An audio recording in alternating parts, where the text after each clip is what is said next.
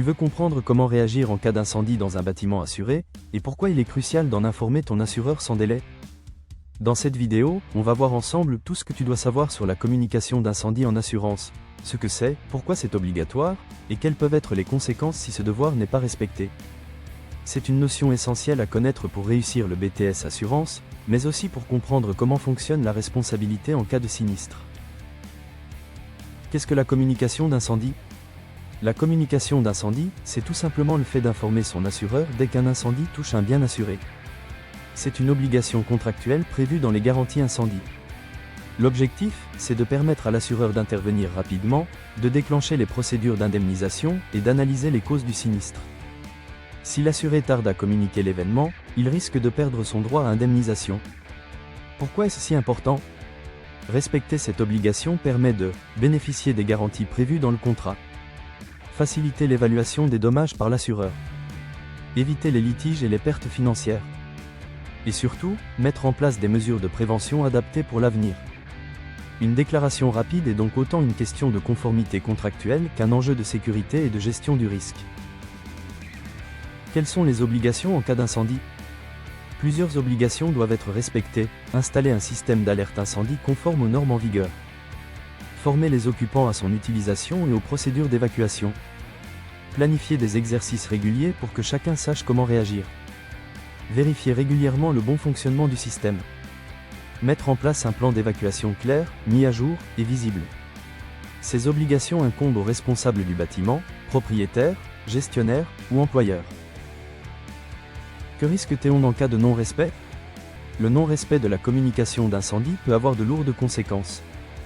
Sur le plan civil, la responsabilité du gestionnaire peut être engagée. Il devra réparer les dommages causés aux personnes ou aux biens. Sur le plan pénal, si une négligence est prouvée, cela peut entraîner des poursuites, des amendes, voire des peines de prison. Et sur le plan contractuel, l'assureur peut refuser d'indemniser le sinistre ou résilier le contrat. En résumé, ignorer ces obligations peut avoir des conséquences juridiques, financières et humaines graves. Normes et textes applicables. Plusieurs normes encadrent la sécurité incendie en France. NF en ISO 7010 pour l'affichage des consignes de sécurité, NFS 61933 et NFS 61970 pour l'installation et la maintenance des systèmes d'alerte.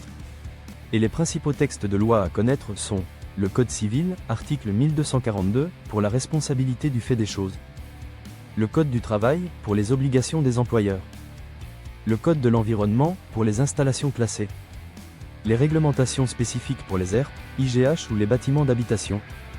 Comment assurer efficacement la sécurité incendie? Voici quelques bonnes pratiques à respecter. Choisir un système d'alerte incendie adapté à la configuration du bâtiment.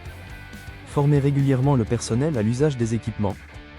Vérifier le matériel, détecteurs, extincteurs, issues de secours. Tenir une documentation à jour sur l'entretien du système. Et surtout, mettre à jour régulièrement le plan d'évacuation. Ce sont ces actions qui permettent de prévenir les risques et de rester en conformité avec les obligations légales et contractuelles. Pour résumer, la communication d'incendie est obligatoire. Elle permet à l'assureur d'agir efficacement et à l'assuré d'être indemnisé. Le non-respect peut entraîner de sérieuses conséquences civiles, pénales ou contractuelles.